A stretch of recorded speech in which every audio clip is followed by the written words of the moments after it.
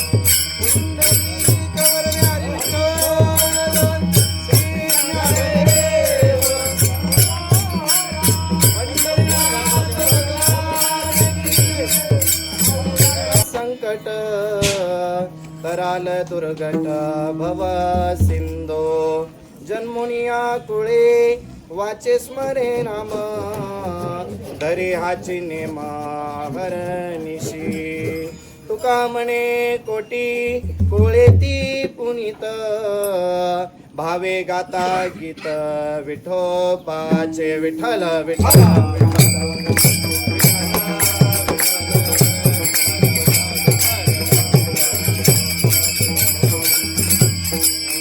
तपोज्ञान वैराग्य भक्ति स्वरूपम सदालंकृतं साधु संन्यास योगम मुखे यस्य वेदांत शास्त्रार्थ निते नमो नारायण गिरीज शिव ब्रह्मा स्वरूप वक्रतुंड महाकाय सूर्यकोटि समप्रभा निर्विघ्नं कुरु मे देव सर्वकार्येषु सर्वदा गुरुर्ब्रह्मा गुरुर्विष्णु गुरुर्देवो महेश्वरा गुरुर्साक्षात् परब्रह्म तस्मै श्री गुरुवे नमः तस्मै श्री गुरुवे नमः.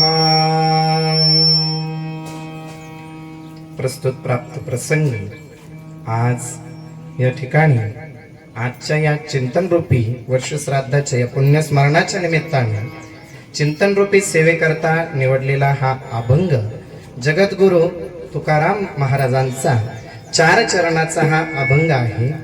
आजच्या या असणाऱ्या पुण्यस्मरणाच्या प्रथम पुण्यस्मरणाच्या निमित्तानं कैलासवासी आप्पासाहेब ब्रह्माजी वाडेकर यांच्या प्रथम पुण्यस्मरणाच्या निमित्तानं आपण सर्व या ठिकाणी जमलेले आहात.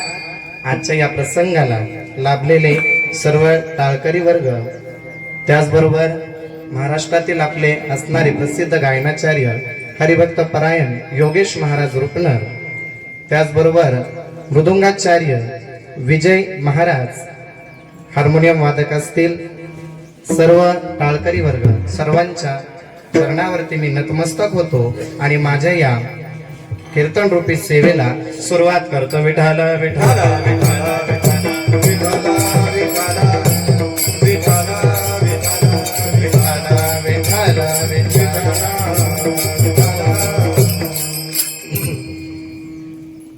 अभंगामधून जगद्गुरु तुकोबाराय तुम्हा आम्हा सर्वांना आपल्याला उपदेश करतात. तो उपदेश आपल्याला समजून घ्यायचा आहे का मानवानं जन्माला आलाय त्याने विचार केलाच पाहिजे. विचार करायचं स्वतंत्र प्रत्येक मानवाला दिलं, परंतु विचार आपल्याला कसा करायचा आहे. विचार आपण करतो कोणत्या गोष्टीचा? नश्वर गोष्टीचा विचार करतो, परंतु जे शाश्वत आहे त्या गोष्टीचं चिंतन आपण अजिबात करत नाही. म्हणून तुकोबारायांनी जो आपल्याला उपदेश केलाय त्या अभंगाच्या माध्यमातून आपल्याला समजून घ्यायचा आहे. एकच जरी अभंग आपण जर व्यवस्थित समजून घेतला ना, महाराज एवढ्या अभंगाची रचना केलेली, आपण काय करतो? फक्त ऐकतो, परंतु त्याच्यानुसार आचरण आपलं होत नसतं. म्हणून फक्त ऐकायचं काम आपण करू नये, त्या अभंगाला समजून घेऊन आपल्या जीवनामध्ये आचरण आपल्याला कसं करता येईल या दृष्टीने आपण काय केला पाहिजे? प्रयत्न केला पाहिजे. म्हणून आजच्या सेवेकरता हा जो निवडलेला जो अभंग आहे तो आपल्याला समजून देतोय. याच्यातून आपल्याला उपदेश घ्यायचा आहे. उपदेश देतात आपल्याला महाराज की तुम्ही काय करा, विचार करा. पण विचार कसा असला पाहिजे महाराज?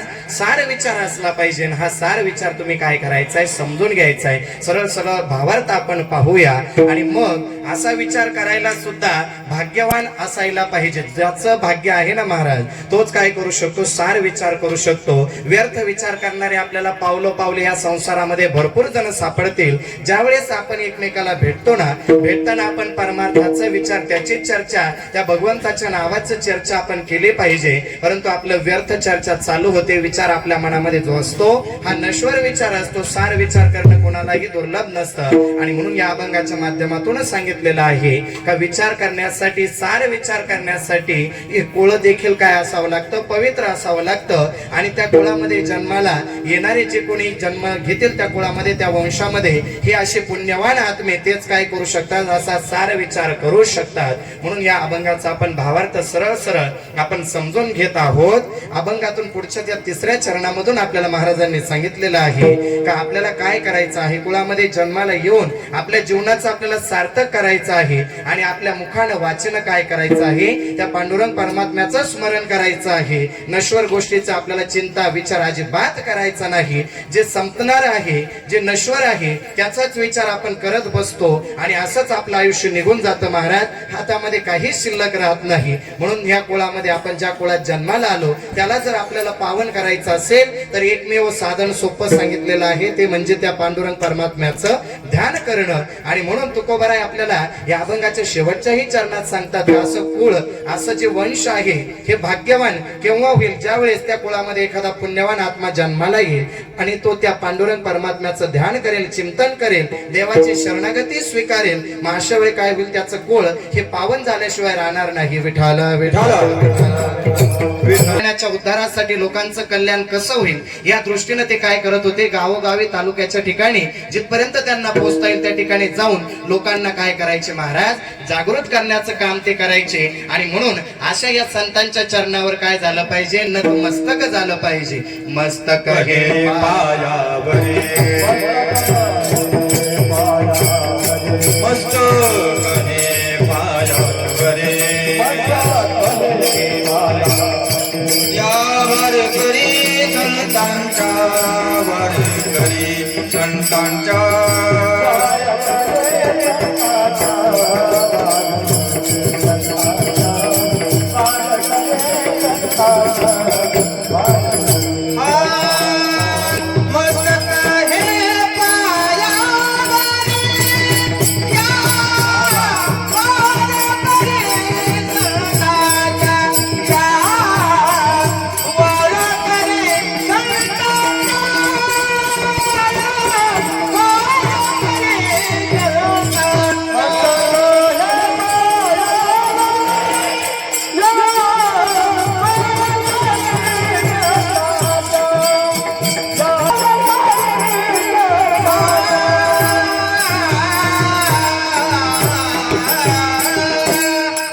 महाराजांसाठी एकदा जोरदार टाळी वाजवा सगळ्यांनी. खूप छान गायन करतात ते. पूर्ण आतून मनातून भाव ज्या वेळेस बाहेर प्रकट होतो ना, त्यावेळेस तो आपल्याला सुंदर आणि आकर्षक वाटत असतो. मस्तक हे पायावरी या वारकरी संताच्या. ज्या संतांनी आपल्याला आपल्या या मनुष्य जन्माचं सार्थक कशामध्ये आहे याचं महत्व आणि याचा उपदेश ज्यांनी आपल्याला दिला, अशा या संतांच्या चरणावर काय झालं पाहिजे, नतमस्तक झालं पाहिजे. आजकाल कलियुगामध्ये काय झालंय महाराज, संत ओळखणं आपल्याला फार दुर्लभ, फार कठीण झालंय. कोणाला संत म्हणावं आणि कोणाला संत, कोणाची पूजा करावी, कोणाला त्या संताची उपमा द्यावी. आजकाल तो जो शब्द आहे संत, ज्याने काय केलाय, पूर्ण सगळ्या गोष्टींचा अंत ज्याच्याकडून झालाय त्यालाच संत म्हटलं पाहिजे. मनामध्ये आसक्ती ठेवायची, उगा फक्त बाहेरून दाखवायचं का मी फार मोठा संत आहे, अन्न पाण्याचा त्याग केलाय आणि मला हवं ती गोष्ट, मला पाहिजे ती गोष्ट जिभेचे चोचले पुरवायचे आणि आपल्याला संत म्हणून घ्यायचा अजिबात नाही. प्रपंचातल्या सगळ्या गोष्टींचा उपभोग घ्यायचा आणि मी मोठा संत आहे असा देखावा करायचा, याला अजिबात कुठल्याच प्रकारचा त्याचा काहीच त्याला लाभ होत नाही, त्या व्यक्तीलाही लाभ होत नाही आणि जे त्यांच्या मागे पळतात ना महाराज त्यांनाही लाभ होत नाही. म्हणून जे संत या वारकरी संप्रदायामध्ये जे संत होऊन गेले त्यांनी काय केलं, आपलाच विचार न करता सगळ्यांचा विचार केला महाराज, आणि सगळ्यांचं आपल्या बरोबर सगळ्यांचं कल्याण झालं पाहिजे असा विचार करून ते काय करत बसले, या प्रपंचामध्ये या संसारामध्ये ते आले. आता त्यांच्याकडे काही शक्ती कमी होते का हो, अजिबात नाही. ते त्यांनी प्रपंच केला, त्यांनी प्रपंच करून परमार्थ केला. तुम्ही आम्ही आपण जो प्रपंचामध्ये राहत असताना आपण जे कार्य करतो आपल्याला वाटतं का मीच करतोय, करणारा करता मी आहे, अजिबात नाही. त्यांनी काय केलं, आपल्याकडून कोणीतरी करून घेतोय आणि जो करून घेणार आहे तो आपल्याकडून करून घेतोय, म्हणजे आपल्याकडून तो अजिबात चुकीचं काही करून घेणार नाही. म्हणजे करता त्यांनी काय केलं, त्या परमात्म्याला, त्या पांडुरंग परमात्म्याला त्यांनी काय समजलं, करून घेणारा समजलं आणि त्याच्यावर अवलंबून राहून त्यांनी आपलं कार्य करत राहिले. या प्रपंचामध्ये या संसारामध्ये लोकांचा उद्धार करण्यासाठी त्यांनी काय केलं, जगाच्या कल्याण संतांच्या विभूती, जगाच्या कल्याण संतांच्या विभूती, जगाच्या कल्याण संतांच्या विभूती, जगाच्या कल्याण संतांच्या विभूती, जगाच्या कल्याण संतांच्या विभूती, जगाच्या कल्याण संतांच्या विभूती, जगाच्या कल्याण संतांच्या विभूती, जगाच्या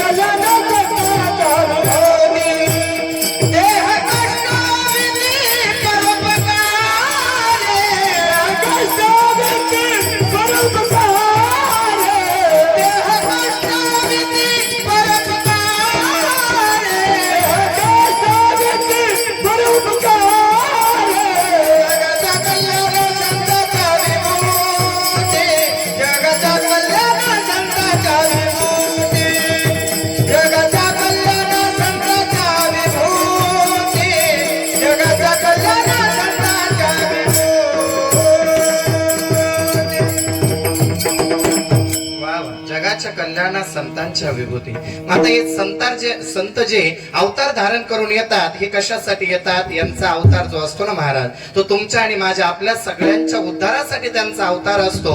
आता संत ते केव्हा झाले? ज्यावेळेस त्यांनी सगळ्या गोष्टीचा अंत केला, मग ते संत झाले. आणि सगळ्या गोष्टींचा अंत करून देखील ते आपल्यामध्ये कशासाठी आले? तर त्यांना जो गुरूंनी उपदेश दिला, त्या गुरूंनी उपदेश देताना त्यांच्याकडून काय करून घेतलं महाराज? संकल्प करून घेतला का जो लाभ तुम्हाला झाला तोच लाभ बाकीच्या नाही झाला पाहिजे. आणि मग त्यांनी काय केलं? सार विचार केला आणि आपल्यालाही सार उपदेश द्यायला त्यांनी सुरुवात केली का बाबा रे, तुम्ही संसारामध्ये राहता, दुसऱ्यावरती तुम्ही अवलंबून राहता. या संसारामध्ये कधीच कुणीच कुणाचा झाला नाही आतापर्यंत.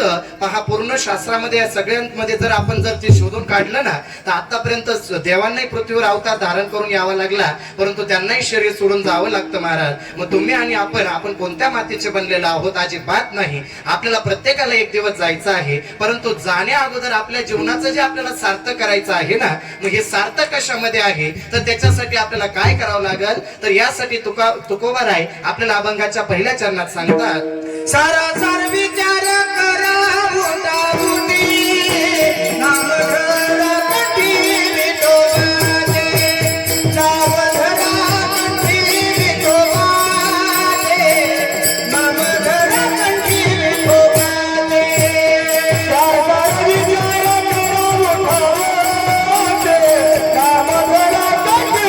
नाम धरा कंठी विठोबाचे, नाम धरा कंठी विठोबाचे, नाम धरा कंठी विठोबाचे. सारासार विचार करा उठाउठी, नाम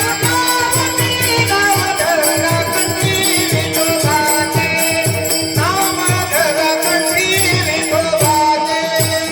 सारासार विचार करा उठाउठी, नाम धरा कंठी विठोबाचे, नाम धरा कंठी विठोबाचे.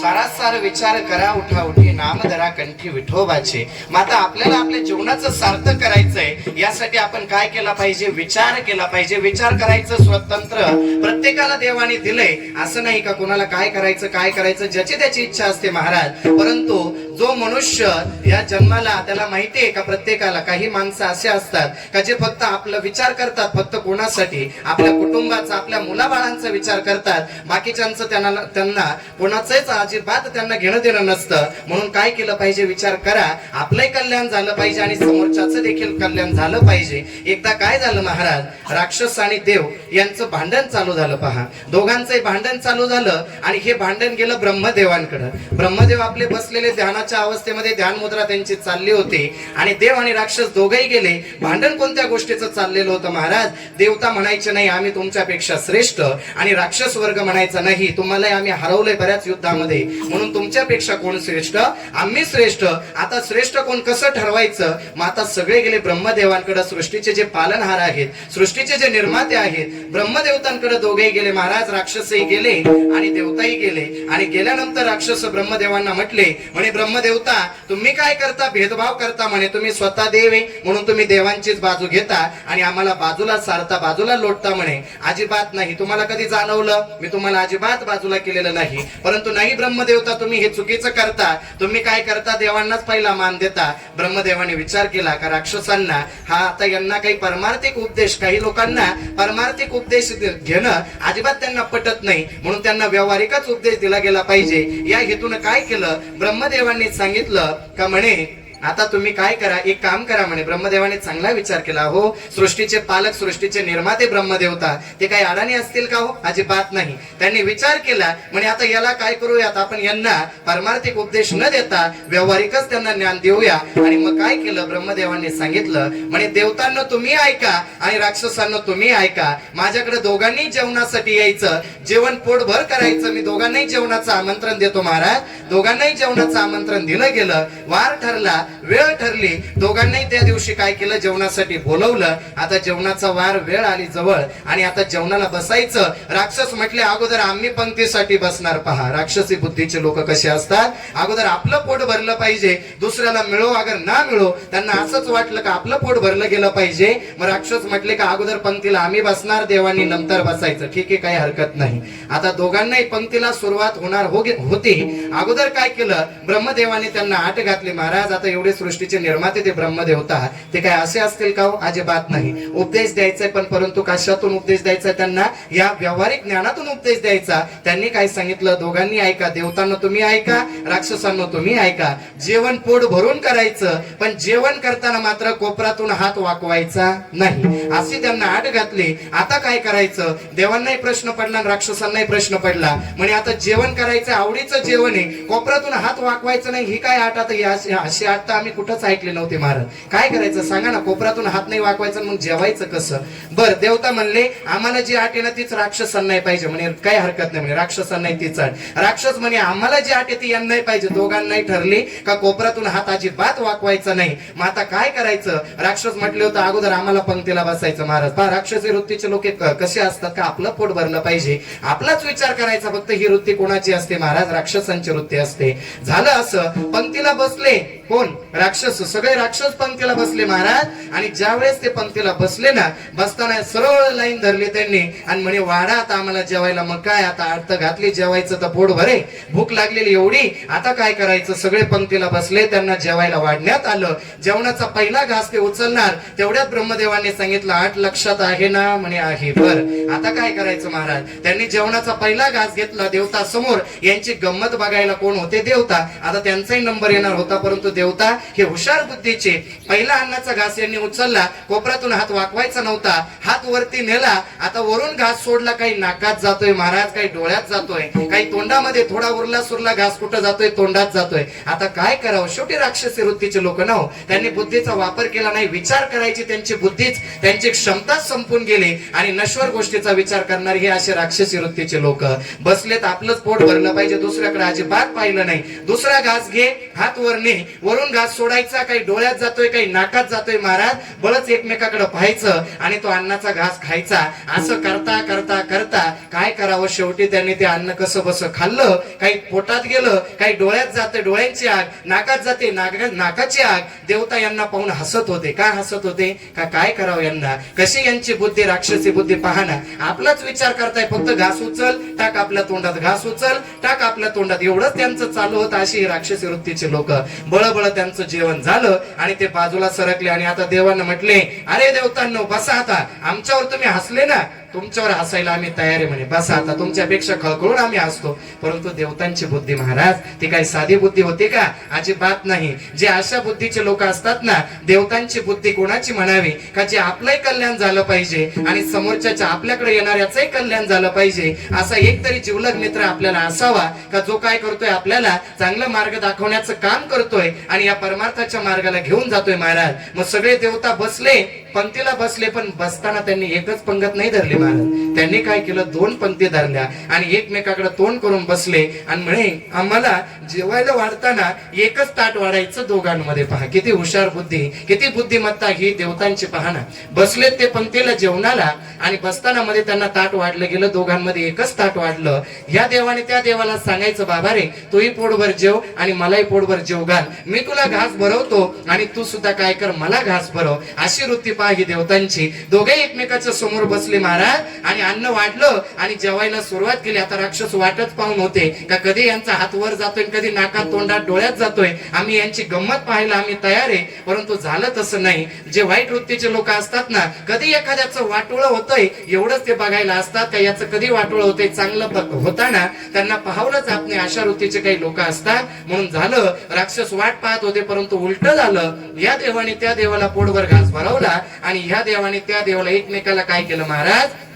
पोट भरून त्यांना अन्न त्यांना भरवलं एकमेकाला आणि दोघेही जेवण करून तृप्त झाले. आणि त्यावेळेस मग ब्रह्मदेवाने दोघांनाही बोलवलं, म्हणे राक्षसांनो तुम्ही या, देवांनो तुम्ही या. आणि मग त्यांना सांगितलं का मी जी देवतांची बाजू घेतो ना म्हणे राक्षसांनो, आता तुमच्या लक्षात आलं का तुमची वृत्ती कशी असते म्हणे, का फक्त आपलंच पोट भरलं पाहिजे, आपलंच पोट भरलं पाहिजे आणि दुसऱ्याला नाही मिळालं तरी चालेल. अशा वृत्तीचे जे लोक असतात ना, हे राक्षसी वृत्तीचे लोक असतात. आपण समजून घ्यायचं आहे. विठाला विठाला विठाला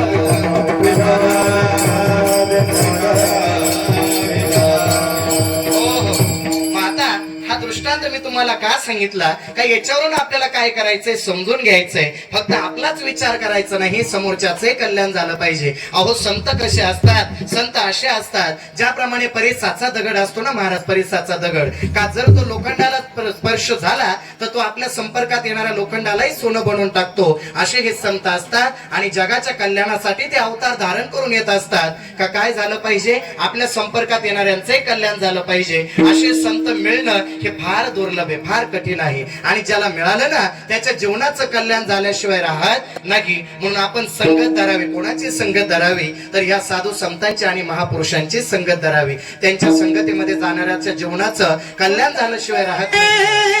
संगती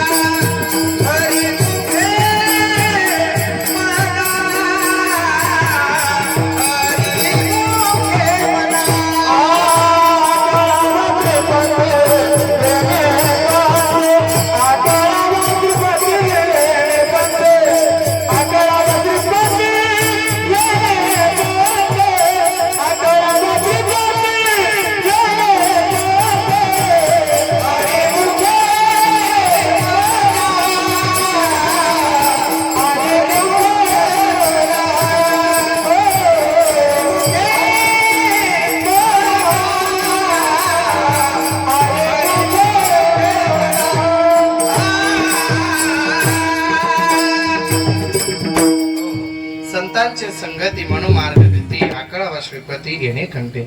संतांच्या संगतीनं काय होत असतं महाराज, का काय होतं, आपल्या जीवनाचं कल्याण होत असतं. म्हणून आपल्याला ज्या ठिकाणी महापुरुषांची संगत करायला आपल्याला वेळ मिळेल ना, आणि जेव्हा आपल्याला असा काही प्रसंग येईल का संत आपल्या घरात येतील किंवा आजूबाजूला आपल्याला संतांचं दर्शनाचा योग जर मिळत असेल ना महाराज, तर तो अजिबात आपण चुकवता कामा नाही. त्या ठिकाणी आपण गेलं पाहिजे आणि संतांचं दर्शन करण्याचा आपण काय केला पाहिजे, प्रयत्न केला पाहिजे. ज्या दिवशी आपल्या घरी संत येतील ना, तोच खरा दसरा आणि तीच खरी काय असेल, दिवाळी असेल. साधू संत येती घरा तोच दिवाळी दसरा, तोच दिवाळी दसरा, तोच दिवाळी दसरा.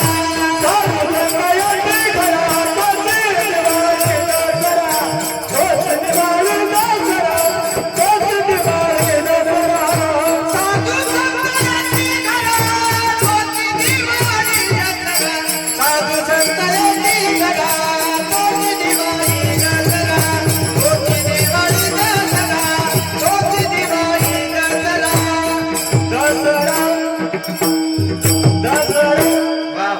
साधू संत येते घरात होची दिवाळी दसरा. ज्या दिवशी आपल्या घराला संतांचे पाय लागतील त्याच दिवशी आपलं काय झालं, दिवाळी झाली, दसरा झाला, आनंदाचा क्षण असतो महाराज. असे संत आपल्याकडे यायला आणि त्यांचं दर्शन व्हायला हे आपल्याला याच्यासाठी काय लागतं महाराज, पुण्य लागतं. जर पुण्य आपल्या पाठीशी असेल तरच अशा प्रकारचा योग आपल्याला येत असतो. अजिबात नाही. ज्याच्या भाग्यामध्ये, ज्याच्या नशिबात ज्याला हा योग येतो ना, त्याचं पाठीमागचं काहीतरी पुण्याची त्याची कमाई असते, म्हणून त्याला हा योग येतो. आणि अशा दुर्लभ संधीला काही लोक काय करतात, सोडून देतात. मग त्यांचं किती दुर्भाग्य म्हणावं. एक तर मानवाचा जन्म मिळाला, मानवाचा जन्म मिळणं हा फार दुर्लभ आहे, कोणालाही तो मिळत नाही. आपण आता जे मानवाच्या जन्माला आलो ना महाराज, आपण समजून घ्यायचं अगोदरच आपलं काहीतरी केलेले पुण्याची कमाई, पाप पुण्य हे एकत्र झालं आणि म्हणून आपल्याला मानवाचा जन्म मिळाला. आणि अशा या मानवाच्या जन्माला येऊन जो हा क्षण, हा दुर्लभ क्षण, हे जे काही आपला आहे ना आपल्या हातामध्ये, हा क्षण जो वाया घालवतो तर त्याला काय म्हटलेलं आहे, त्याचं दुर्भाग्य सांगितलेलं आहे. त्याला किती त्याचं दुर्भाग्य म्हणावं. नाही तरी गेला जन्म वाया, नाही तरी गेला जन्म वाया, हे नाही तरी गेला जन्म वाया, नाही तरी गेला जन्म वाया. सांगतो तुम्हासी भदारे विठ्ठला, सांगतो तुम्हासी भदारे विठ्ठला, भदारे विठ्ठला, सांगतो तुम्हासी भदारे विठ्ठला. नाही तरी गेला जन्म वाया, नाही तरी गेला जन्म वाया, नाही तरी गेला जन्म वाया, नाही तरी गेला जन्म वाया. या मानवाच्या जन्माचं आपल्याला सार्थक करायचंय. जन्म अजिबात आपल्याला वाया घालवायचा नाही. यासाठी आपल्याला काय करावं लागेल, जेवढा आपल्याकडे वेळ शिल्लक आहे ना महाराज, त्या वेळेतून आपण काय केलं पाहिजे, सकाळी संध्याकाळी जेव्हाही आपल्याला वेळ मिळेल तेव्हा त्या पांडुरंग परमात्म्याचं आपण स्मरण केलं पाहिजे, त्याचं चिंतन केलं पाहिजे. आपण चिंता करतो, आपण काय करतो, चिंता करतो. चिंता नसावी महाराज, चिंतन असावं. ही चिंता काय करते, मानवाला संपून टाकते. आपण चिंता कोणत्या गोष्टीची करतो, माझ्या मुलाचं कसं होईल, माझ्या लेकराचं कसं होईल, माझ्या पत्नीचं कसं होईल, मी गेल्यानंतर माझ्या पाठीमागच्यांचं कसं होईल, हा विचार आपण करत असतो महाराज. परंतु असा विचार न करता आपण त्या पांडुरंग परमात्म्याचं चिंतन करावं. आणि त्याचं चिंतन केल्यानंतर काय होईल, अभंगाच्या दुसऱ्या चरणात दयाचे चिंतन, दयाचे चिंतन, निरंतर संगत, दयाचे चिंतन, निरंतर संगत, दयाचे चिंतन, दयाचे चिंतन, निरंतर संगत, दयाचे चिंतन, निरंतर संगत, दयाचे चिंतन, दयाचे चिंतन, निरंतर संगत, दयाचे चिंतन, निरंतर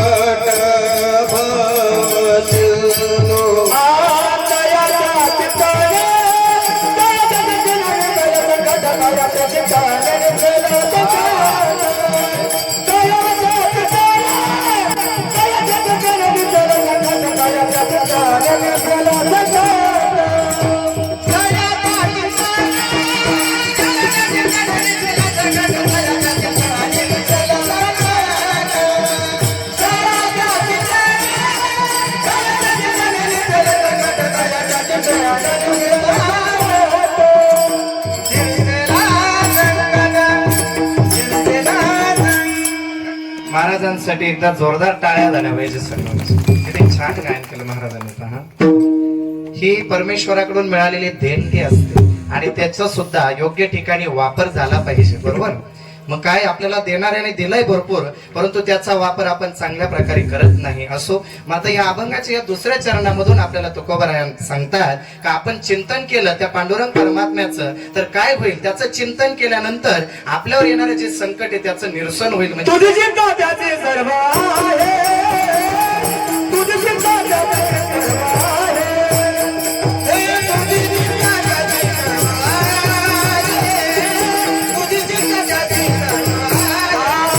आवडीने भावे हरी नाम घेते, आवडीने भावे हरी नाम घेते, आवडीने भावे हरी नाम घेते, आवडीने भावे हरी नाम घेते. तुझी चिंता त्याचे सर्व आहे, तुझी चिंता त्याचे सर्व आहे. तुझी चिंता त्याचे सर्व आहे, तुझी चिंता त्याचे सर्व आहे. हा, मग आता आपल्याला आपली जी आपल्या जीवनाचं जे आपण म्हणतो ना आपल्याला सार्थक करायचं हे कशामध्ये आपल्या लक्षात आलं का त्या परमात्म्याचं नाम स्मरण करण्यामध्येच आपल्या जीवनाची सार्थकता आहे. आणि आपण आपला विचार करत बसतो महाराज, फक्त आपल्या कुटुंबाचा आपल्या परिवाराचा आपण विचार करतो. आपल्या बरोबर बाकीच्यांचंही कल्याण झालं पाहिजे यासाठी समता असतात आणि त्यांचा सहवास आपल्याला मिळाला तर आपल्या जीवनाचं कल्याण झाल्याशिवाय राहत नाही. विचार आपण करतो, विचार कसा केला पाहिजे का आपल्या जीवनाचं आपल्याला सार्थक करायचंय. मग आता काय झालं, विचार करताना आपण विचार करत बसलो आणि काळ काय करतो आपल्यावर झडप घालतो. आपण विचार करत होतो उद्या मला काय करायचंय, परवा मला काय करायचंय, काहीतरी नियोजन ज्याचं त्याचं असतं, परंतु काळ हा असा आहे, एवढा हा घातकी काळ आहे तो काळात एवढे पडेल मागे, काळात एवढे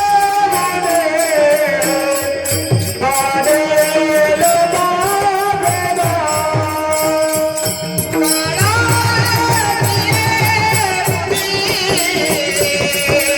पडेल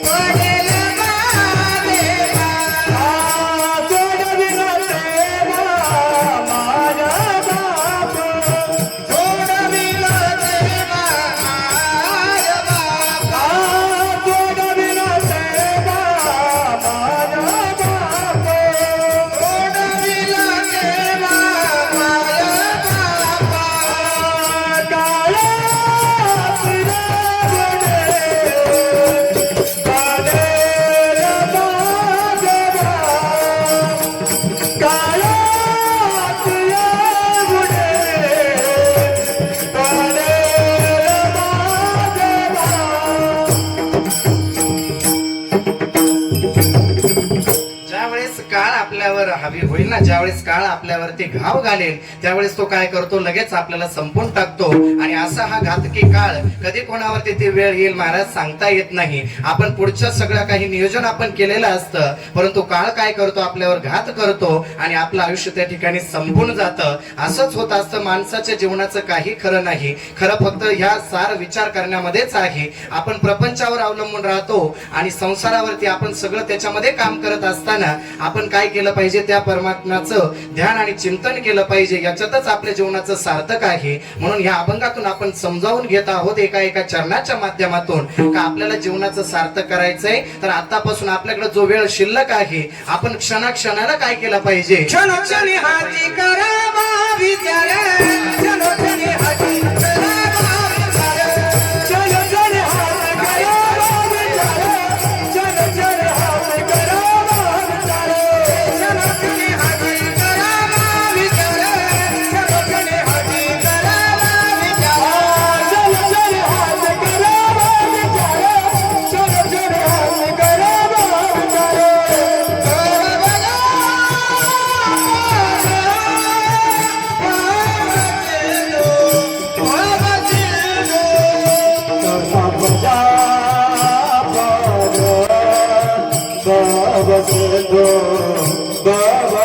नाशिवंत देह जाणार सकळ नाशिवंत देह जाणार सकळ नाशिवंत देह जाणार सकळ नाशिवंत देह जाणार नाशिवंत देह जाणार सकळ नाशिवंत देह जाणार सकळ नाशिवंत देह जाणार सकळ नाशिवंत देह जाणार सकळ क्षणोक्षणी हाची करावा विचार करावा या पार भव सिंधू. आपल्याला हा संसार जो आहे ना, हा समुद्र हा ओलांडून जायचंय आपल्याला. आणि मग ओलांडून जाण्यासाठी, याला पार करून जाण्यासाठी आपल्याला काय करावं लागेल, तर आपल्याला एखाद्या ब्रह्मज्ञानी गुरूंना आपल्याला शरण जावं लागेल, संत महापुरुषांना आपल्याला शरण जावं लागेल. आणि ज्यावेळेस आपण त्यांना शरण जाऊ त्यावेळेस काय होईल महाराज, आपल्या जीवनाचा उद्धार झाल्याशिवाय राहणार नाही. मन बोले शरण जावे मन बोले शरण जावे मन बोले शरण जावे मन बोले शरण जावे सर्व भावे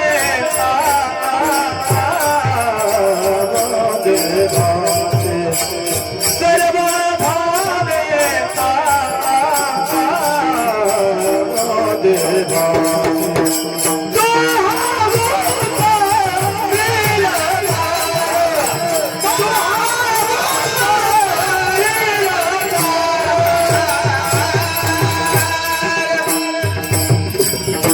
जर आपण त्या पांडुरंग परमात्म्याला जर शरण गेलं आणि त्यालाच सगळं काही आपलं अर्पण करून दिलं का, हे देवा, हे पांडुरंगा, हे परमात्मा, तुला माझ्याकडून जे करून घ्यायचंय ते तू काय कर, करून घे, मी फक्त तुझा आणि तू माझा, हा भाव जर आपल्या मनामध्ये जर आला ना महाराज, तर आपल्या जीवनाचं कल्याण झाल्याशिवाय राहणार नाही. आणि ज्यावेळेस आता पहा, लहान लेकरू असतं, त्याला आईला म्हणावं लागत नाही का मी तुझा अजिबात नाही, त्याला माहिती आई आपली आहे.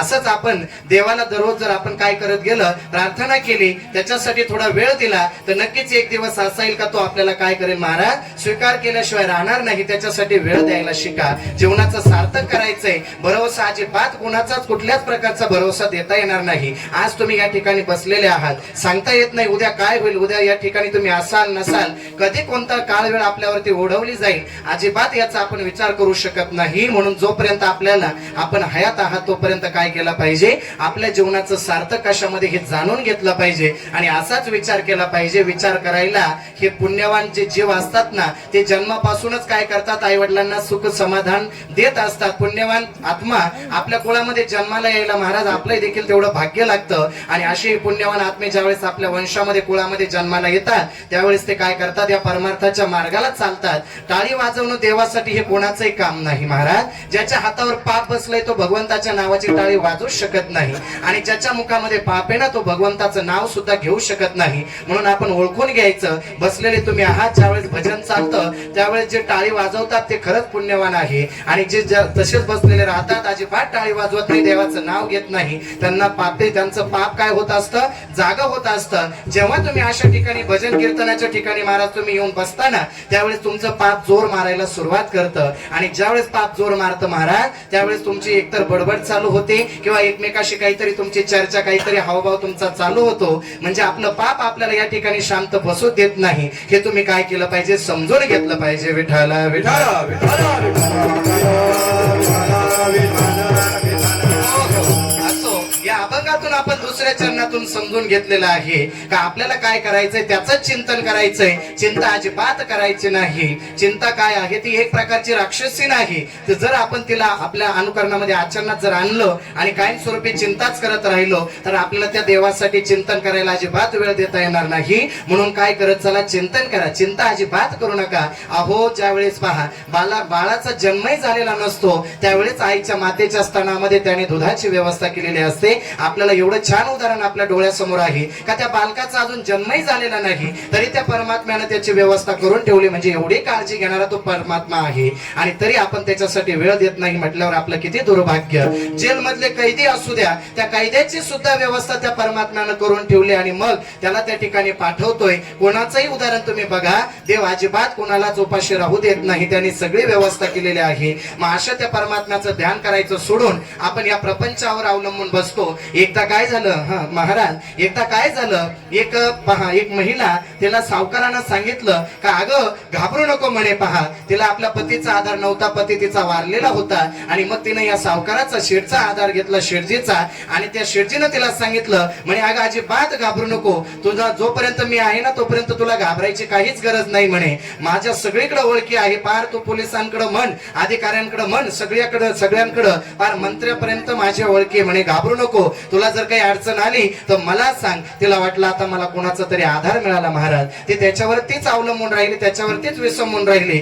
झालं असं 2-3 दिवस काळ वेळ लोटला गेला, 2-3 दिवस झाले आणि तिला फोन आला. तिला समजलं का ज्या शेठजीनं तिला सांगितलं होतं घाबरू नको, माझ्यावर विश्वास ठेव, अजिबात तुला जेव्हाही काही अडचण येईल त्यावेळेस तू माझा आधार घे, मला फोन कर, असं त्या शेठजीनं सांगितलं होतं. आणि फोन आल्यावर तिला कळालं का ते शेठजी मरण पावले, ते शेठजीच राहिले नाही. माता पहा, ज्याच्यावरती अवलंबून राहिली होती त्यालाही जावं लागलं, हिलाही जायचंय, प्रत्येकाला आपल्याला जायचंय. मग नश्वर गोष्टीचा आधार जर आपण घेतला ना महाराज, तर आपल्याला तो काहीच उपयोगास येणार नाही. त्या ठिकाणी आपल्याला एकच पासपोर्ट लागतो, तो म्हणजे कोणत्या महापुरुषांचे तुम्ही शिष्य, कोणाची शरणागती तुम्ही स्वीकारली, त्या ठिकाणी त्या सरकारकडे एकच आपल्याला हा पासपोर्ट दाखवावा लागतो. आणि मग त्या ठिकाणी आपल्याला काय करायचंय, हा पासपोर्ट आपल्याला या ठिकाणाहूनच तयार करून घेऊन जायचा आहे. कुठं, त्या वैकुंठामध्ये, त्या स्वर्गालोकामध्ये. त्या ठिकाणी जाताना हे ज्यावेळेस आपण इहलोकीचा प्रवास आपला संपतो, ज्यावेळेस आपल्याला परलोकामध्ये जायचंय, त्या ठिकाणी आपल्याला दुसरं काहीच चालत नाही. आपण म्हणतो ना देवाण घेवाण, त्या ठिकाणी वशिला ज्याला म्हणतो आपण, अजिबात त्या ठिकाणी काहीच चालत नाही महाराज. खालच्या सरकारकडून एखादा सुटू शकतो, पण वरचं सरकार असं आहे का ज्यांनी आतापर्यंत कोणालाच सोडलेलं नाही. म्हणून आपल्याला काय करायचंय, त्या ठिकाणी आपल्याला पुण्याची शिदोरी आपल्या सोबत घेऊन जायची. ज्याच्या पाठीशी पुण्याची शिदोरी असेल महाराज, त्याला त्या ठिकाणी कुठल्याच प्रकारची भीती राहणार नाही. आणि म्हणून आपल्याला मरण हे सुखाचं आलं पाहिजे, यासाठी जिवंतपणे आपण कमाई करत चला, मरणही आपलं सुखाचं होईल. पहा, आपल्याला जीवन जगत असताना आपल्या बरोबर दुसऱ्याचाही विचार करायचा आहे, त्याचंही कल्याण झालं पाहिजे. मग आता आपल्याला काय करायचं, या भवसागरातून पार होऊन जायचंय. मग चिंतन कोणाचं केलं पाहिजे, त्या पांडुरंग परमात्म्याचं चिंतन केलं पाहिजे. विठ्ठला विठ्ठला विठ्ठला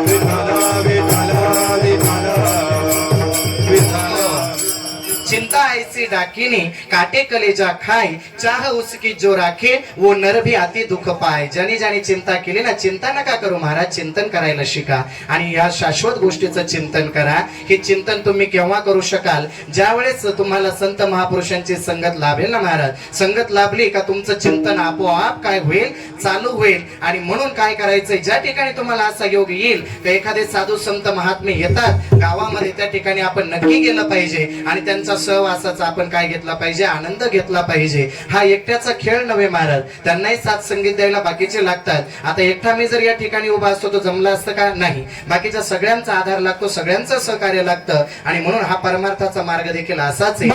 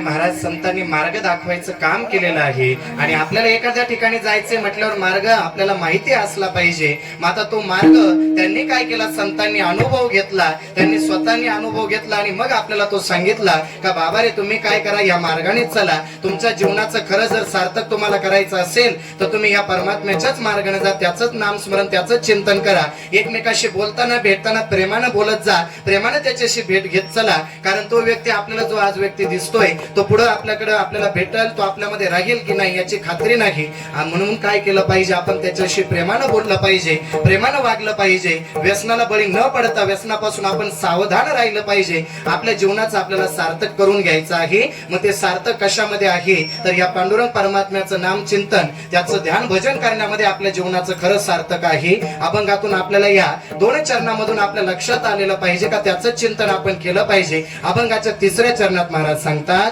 जन्मोनी या कोणी वाटे स्मरा राम, हो जन्मोनी या कोणी वाटे स्मरा राम, हो जन्मोनी या कोणी वाटे स्मरा राम, हो जन्मोनी या कोणी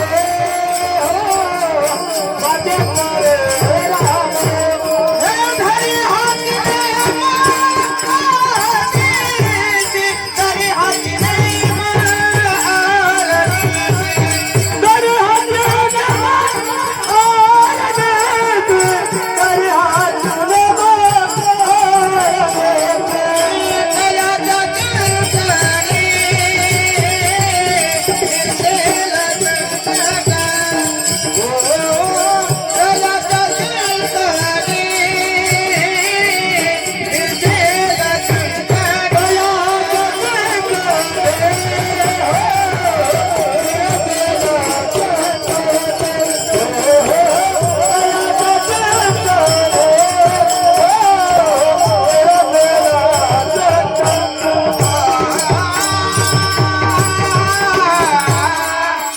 जन्मोनी या कोळी वाचेस म्हणे नाम, तरी हाची नेम हरनिशी.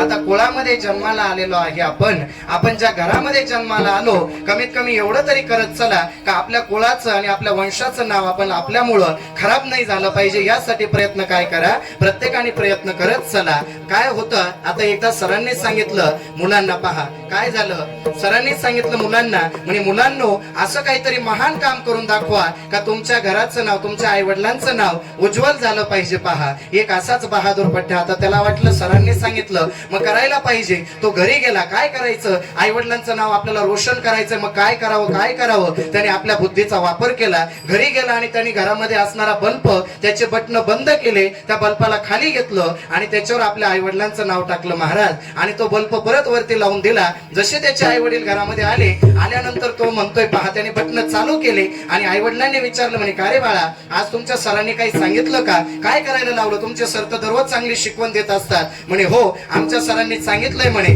काय करायला सांगितलं का, असं काहीतरी महान काम करून दाखवा का तुमच्या कुळाचं, तुमच्या वंशाचं, तुमच्या आई वडिलांचं नाव रोशन झालं पाहिजे, उज्ज्वल झालं पाहिजे.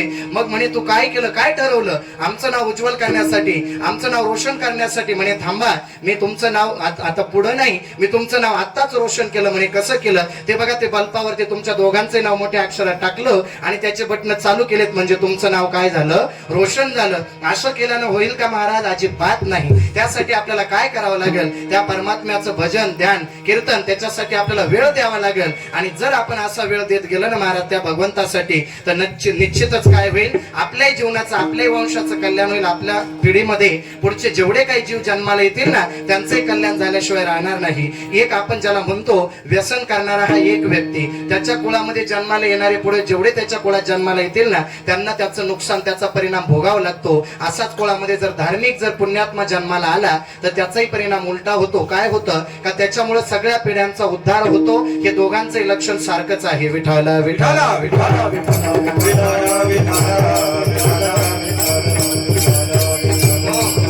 आता कुळामध्ये चांगला जीव जन्माला येण्यासाठी काय करावं लागेल महाराज, ज्यावेळेस पहा आपला जीव गर्भामध्ये आहे ना, महिला मंडळ, ज्यावेळेस जीव आपल्या गर्भामध्ये असतो त्यावेळेस तुम्ही जसं आचरण करता तसंच त्याच आचरणाचा परिणाम त्या बाळावरती होत असतो, त्या मुलावरती होत असतो. म्हणून जीव गर्भामध्ये असताना आपण काय करत चला, ज्ञानेश्वरी वाचत चला, भगवद्गीतेचे काही श्लोक वाचत चला, होईल तेवढं भगवंताच्या नावाचं चिंतन, त्याचं स्मरण करत चला. म्हणजे आपल्या कुळामध्ये जन्माला येणारं बाळ हे नक्कीच पुण्यवान आत्मा आणि पुण्यवान गुणवान जीव जन्माला आल्याशिवाय राहणार नाही. यासाठी काय करायचंय आपण, होईल तेवढं त्या परमात्म्याचं ध्यान भजन चिंतन करत चला.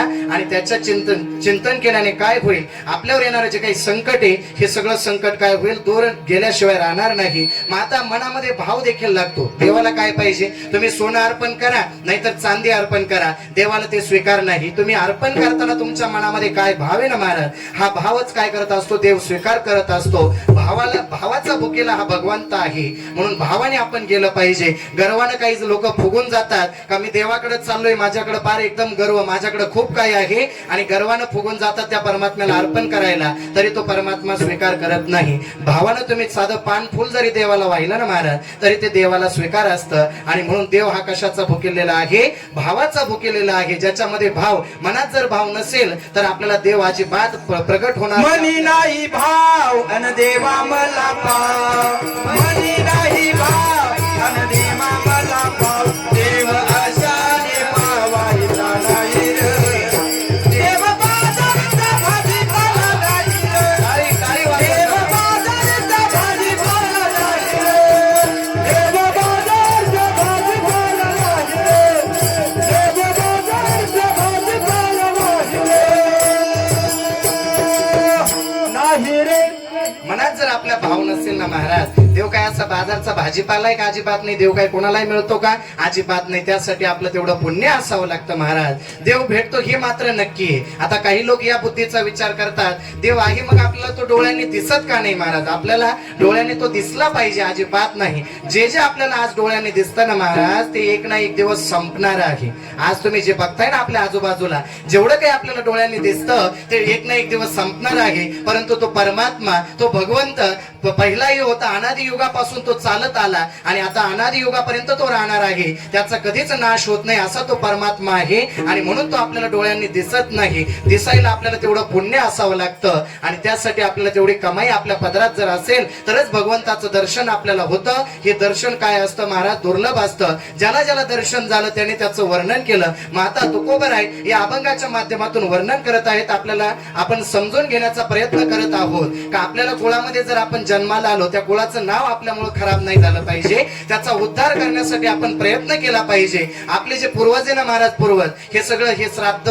हे विधी कर्म कशासाठी केले जातात, आपले जे पूर्वज आहेत ना गेलेले, यांना सुद्धा आपल्याकडे ते वाट बघत असतात का कधी आमच्या कुळामध्ये एखादा असा धार्मिक मनुष्य, आपल्या कुळामध्ये एखाद्या वंशामध्ये धार्मिक जीव जन्माला येईल आणि तो काय करेल, आपल्या कुळाचा उद्धार करेल. याची वाट ते पूर्वज पाहत असतात महाराज. म्हणून हे सगळे विधी क्रियाकर्म जर आपण केले तर याचं फळ त्यांना सुद्धा अर्पण होत असतं. आणि ते जर आपल्याकडून करण्यात आले नाही तर त्याचा परिणाम उलटा होत असतो. मग ते कोणी केलं पाहिजे, कोणी करू शकतं, हरकत नाही. त्या पिंडातलं, कुटुंबातलं, नातेवाईकांपैकी कोणी करू शकतं, हरकत नाही. परंतु ते करण्यात आलं पाहिजे. विठ्ठल विठ्ठल विठ्ठल.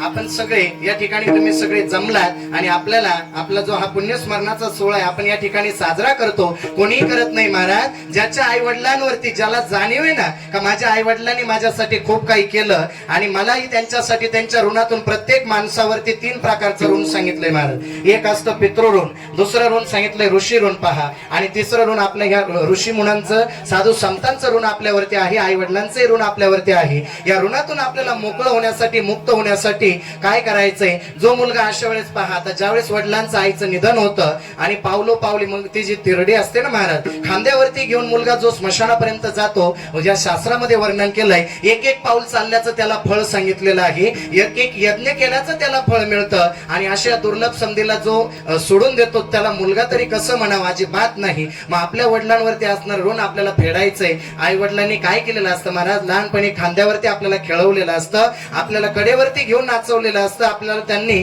जीवापार प्रेम केलेलं असतं. मग या आई वडिलांच्या ऋणातून मुक्त होण्यासाठी मुलाचं देखील काहीतरी कर्तव्य असतं आणि ते कर्तव्य पार पाडण्यासाठी मुलगा काय करत असतो, प्रयत्न करत असतो. असाच प्रयत्न या वाडेकर कुटुंबाने, या मुलांनी या ठिकाणी केलेला आहे का वडिलांच्या ऋणातून आपल्याला मुक्त व्हायचंय, म्हणून आपण काहीतरी केलं पाहिजे. आणि म्हणून या सोहळ्याचं आयोजन केलं. कालांतराने आता या कलियुगामध्ये काय होते, हळूहळू हे नष्ट होत चाललंय. काही करतच नाही हो, काहींना त्याचं महत्वच नाही महाराज, करतच नाही. त्यांना वाटतं काय करून त्याचा काय फायदा होणार आहे आपल्याला. अजिबात नाही केलं तरी चालेल, अजिबात नाही. जर हे विधी करण्यात आले नाही ना महाराज, तर ते गेलेला तो जो जीव आहे, तो जीव तुम्हाला सुखानं अजिबात पुढचा प्रपंच करू देणार नाही.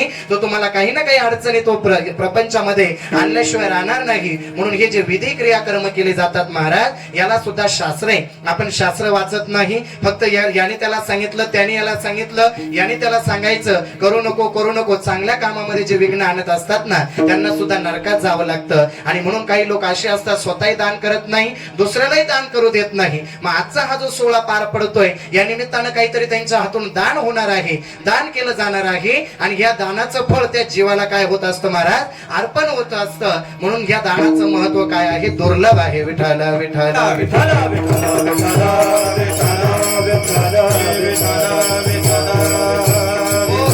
आता अभंगाच्या माध्यमातून आपण समजून घेतलेलं आहे का कुळामध्ये जर आपण जन्माला आलो आहोत, जन्मोनी या कुळे वाचे स्मरे राम.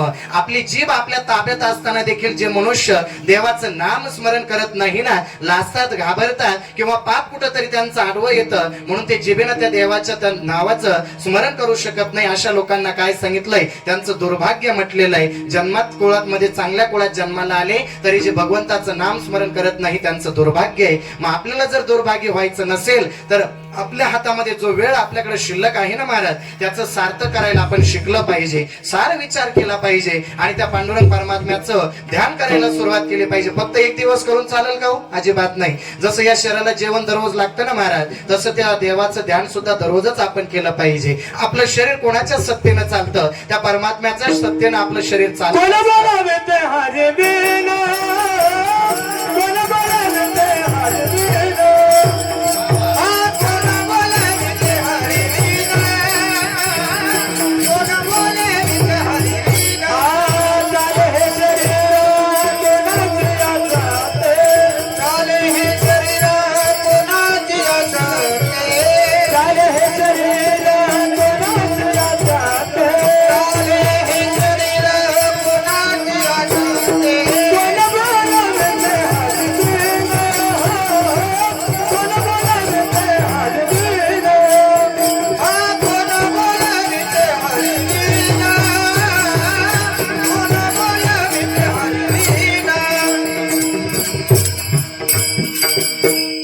शरीर कोणाची या सत्य कोण बोलवे ते हरिविनं. आपल्याला वाटतं मीच बोलणार आहे, मीच करणार आहे, अजिबात नाही. त्याच्या सत्तेनं सगळं काही घडत असतं. अगदी झाडाचं पान देखील त्याच्या सत्तेनं हलतं. मग तुम्ही आणि आपण गर्व करायचा कोणत्या गोष्टीचा?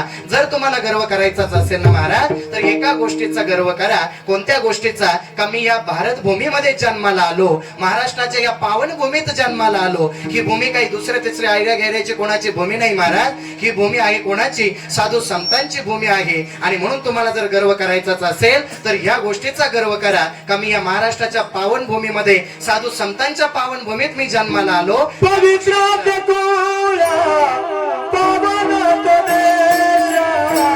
जेथे हरीचे जन्म जेथे हरीचे जन्म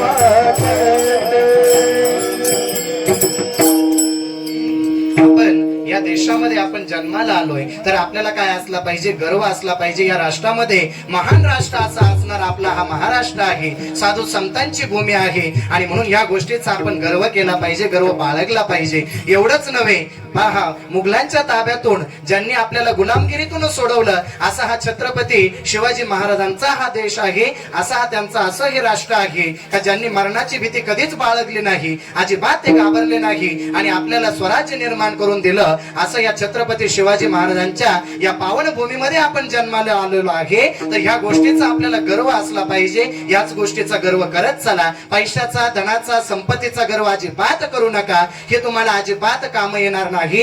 देवाने एक गोष्ट करायला हवी होती का निदान थोडं तरी आपल्याला सोबत नेता यायला पाहिजे होतं, परंतु नाही महाराज. तो सुद्धा निपक्षपाती आहे, अजिबात कुठल्याच पक्षाचा तो विचार करत नाही. निपक्ष आहे, सगळ्यांना समान धरून नेतो, समान सगळ्यांना धरून चालतो, असा तो परमात्मा आहे. आहे आणि म्हणून आपण त्याचं चिंतन केलं पाहिजे, त्याचाच आधार आपण घेतला पाहिजे. या अभंगातून तुकोबारायांना आपल्याला समजून द्यायचं आहे, पटवून द्यायचं आहे का त्याचाच आधार करा, त्याचाच आधार घ्या, त्याच्यावरतीच अवलंबून राहा. आणि जो जो त्या भगवंतावरती अवलंबून राहतो ना महाराज, एकदा काय झालं पहा, अजिबात काही लोक असे विचार करतात का काय त्या देवाचं त्याच्यावर काय अवलंबून राहायचं, काय त्या मार्गात सार्थक आहे, अजिबात नाही. दिवस रात्र टाळ कुठल्याने काय भेटतं तुम्हाला, अजिबात नाही. पहा एकदा काय झालं, एक शेठजी मस्त ते चांगले आपल्या याच्यामध्ये बंगल्यामध्ये राहत होते. बंगला होता, पैसा अडका, नोकर चाकर सगळे होते महाराज. परंतु ते शेठजी ज्या ठिकाणी राहत होते ना, त्याच्या शेजारीच एक मंदिर होतं, देऊळ होतं. आणि त्या देवळामध्ये एक पुजारी काय करायचा, दिवस रात्र भजन कीर्तन करायचं, त्याचं चालू होतं महाराज. मग आता ह्या शेठजीनं काय केलं,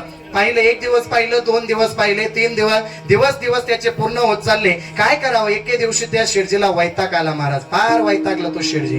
त्याने काय केलं, म्हणे आज मी जातो या पुजाऱ्याची गाठच घेतो. म्हणे काय चाललंय, दिवस रात्र टाळकुट पाडल्याशिवाय राहणार नाही म्हणे. हरकत नाही म्हणे, काही हरकत नाही, माझा देवावर पूर्ण विश्वास आहे का देव परीक्षा घेणार आहे, त्याच्यात तुम्हाला पास व्हायचंय म्हणे. काय परीक्षा तो घेतो म्हणे, अजिबात नाही म्हणे, मीच त्याची परीक्षा घेतो. या शेठजीनं काय केलं महाराज, दुसऱ्या दिवशी पाहता, दुसऱ्या दिवशी पहाटेच उठला, त्या पूजाला भेटला आणि म्हणे आता मी देवाची परीक्षा घ्यायला चाललोय, पाय तुला आता काय करायचं म्हणे, तू मारायला तयार राहा म्हणे, मी तुला मारणार, मंदिर हे देवाचं पाडून टाकणार म्हणे. तो म्हणतोय ना देव तू आपल्याला खाऊ पिऊ घालतोय, सगळं काही देव आपली व्यवस्था करेल म्हणे, काही हरकत नाही म्हणे. जातो मी आता जंगलात चाललोय, जंगलात पाहतो आता तिथं कसं येतो म्हणे, त्या ठिकाणी जातो बघतो म्हणे देव कसा येतो. अहो म्हणे शेठजी तुम्ही तिथेही जाऊन परीक्षा घ्या, अजिबात नाही, त्याच्यापासून कोणीच लपत नाही म्हणे. ठीक आहे म्हणे, मी चाललो जंगलामध्ये, पाहतो त्या देवाची परीक्षा घेतो म्हणे. तो म्हणतो ना देव सगळी व्यवस्था करेल, जंगलात कसा काय येईल होतो, जंगलात येईल का म्हणे, अजिबात नाही. आणि पुजारी बुवा एवढंच म्हणून नाही थांबले, पुजारी बुवा अजूनही म्हटले का म्हणे अहो शेठजी जर तुम्ही स्वतःच्या हाताने खाल्लं नाही ना तर देव तुम्हाला मार खाऊ घालून, मार देऊन तुम्हाला खाऊ घालेन म्हणे. म्हणे असं पुजारी बुवा, आता तर तुम्ही अजून फसले म्हणे, अजून फसले. कसे फसले, मार देऊन मी माझ्या हाताने खाणारच नाही, मी आता हाताचे घडेच घालून राहील, पाहू म्हणे कसा देव मला खाऊ घालतो. शेठजी गेले त्या जंगलामध्ये, उंच झाड बघितलं महाराज आणि त्या झाडाच्या वरती चांगलं शेंड्यावरती टोकावरती मध्यभागी जाऊन ते बसले, पाय त्यांनी खाली टांगले आणि मस्त आराम करत त्या ठिकाणी थांबले. सकाळची वेळ सरून गेली, दुपारची वेळ होत आली आणि शेठजी बघताय कोण येतोय, कुठून देव येतोय, पाहतो तरी कुठून देव येतोय, अजिबात नाही, अजून देव आला नाही. एकदा का संध्याकाळ झाली, जातो आणि त्या पुजाऱ्याचं मी काय धरतो, गच्चीच धरतो आणि त्याला मग एकदम असं ओढून बेदम त्याला मारहाण करतो म्हणे. कारण पुजारी म्हटलाय ना देव मार देऊ नये खाऊ घाल, कसा खाऊ घालतो म्हणे, पाहतो मी देवाची परीक्षाच घ्यायला. हा बहादूर एकदम, काही लोक असेच असतात, पाहतोच मी देवाची परीक्षा, काय करतो देव मला, काहीच करत नाही, पहा ना कसा करतो देव. या शेठजींचं असंच झालं महाराज, पैसा भरपूर, धन दौलत सगळं होतं आणि मग त्यांना गर्व झाला होता, देवाची परीक्षा घ्यायला निघाला बहादूर. मग आता झालं काय, थोडं वेळ सरली, दुपारची वेळ झाली, एक साधू आपल्या हातामध्ये 2 पिशव्या घेऊन आला. एका पिशवीमध्ये कपडे होते आणि एका पिशवीमध्ये खाण्यापिण्याचं सामान होतं. देव त्या साधूच्या रूपाने आला, चला आपलंच लेकरू आहे, घेऊया त्याला सांभाळून, चला आपलंच लेकरू आहे. त्या साधूच्या रूपाने देव आला आणि त्याने काय केलं, दोन्ही पिशव्या त्याच झाडाच्या खाली ठेवल्या आणि त्याच ठिकाणी आराम करण्यासाठी ते बसले. त्यांना वाटलं आता थोडा आराम करू, काही हरकत नाही. हे शेठजी वरून पाहत होते, खाली डोकावत होते का आता हे साधू आले म्हणे या ठिकाणी, आपण काय करू, काय करतोय हा साधू पाहू. हे बघत बसले शेठजी वरती त्या झाडावर. साधूचं आपलं भजन कीर्तन पूजा पाठ त्याचं आवरलं, थोडस तो बसला, विश्रांती झाली आणि आता पुढच्या प्रवासाला जायला त्याला निघायचं होतं. त्याने काय केलं, हातामध्ये एकच पिशवी घेतली महाराज. आता हा वरून डोकत होता, पहा हे शेठजी वरून डोकत होते का आता याने काय आणलंय, खाण्यापिण्याचं सामान आणलंय आणि कपडे पण घेऊन आलाय, आता खाली उतरावं आणि ते खावं काय असं त्याला वाटलं. आता एवढ्या वेळ उपाशी महाराज तो शेठजी, एवढ्या वेळेत त्याचे 2-4 वेळ झालाय असते जेवणाची. मग आता काय करायचं, पण नाही, मनाशी गाठ बांधलेली होती, देव मला मार देऊन खाऊ घालणार आहे आणि कसा तो देव मला मार देऊन खाऊ घालतो मी पाहतो म्हणे, अजिबात हलायचं नाही. दुपारची वेळ सरत गेली, संध्याकाळची वेळ होत आली, हा साधू निघून गेला. एक पिशवी तिथंच ठेवली, कशाची बोलत चला जरा, कशाची, खाण्यापिण्याचं जे सामान होतं ना महाराज त्याची पिशवी त्या ठिकाणी ठेवली आणि मग तो साधू निघून गेला पुढं. आता ह्या शेठजींनी पाहिलं खाली का आपल्याला खाण्यापिण्याचं सामान देवाने आणलं, पण नाही, आपल्याला खाली उतरायचं नाही, देव येईल आणि स्वतः मला मार देऊन खाऊ घाली, नाही तर तसं पिशवी आणून ठेवली. तुला वाटत नाही का म्हणे, मूर्ख आहे का म्हणे, त्याच्यामुळे मी मोरख्या झालो आणि तू माझा दास, तू माझा शिष्यच राहिला म्हणे, सेवकच राहिला म्हणे, विचार केला नाही काय नाही, लगेच खायला बिल गायला सुरुवात करतो.